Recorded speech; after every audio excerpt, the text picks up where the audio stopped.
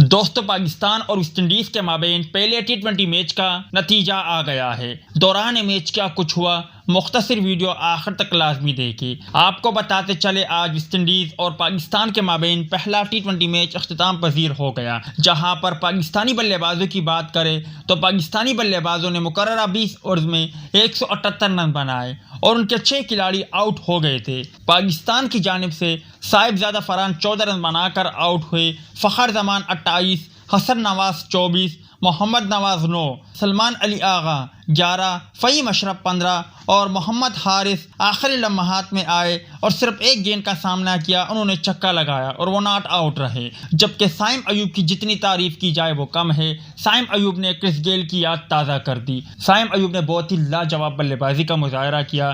साइम अयूब की बात करें तो उन्होंने 150 के स्ट्राइक रेट से शानदार बल्लेबाजी का मुजाहरा करते हुए 38 गेंदों पर 57 रन बनाए, 5 दिलकश चौके जबकि 2 बहुत ही आला किस्म के छक्के भी लगाए, जिसके जवाब में West Indies cricket team 164 run तक महदूद रही और पाकिस्तान क्रिकेट टीम ने पहला टी20 मैच 14 रन से जीत लिया।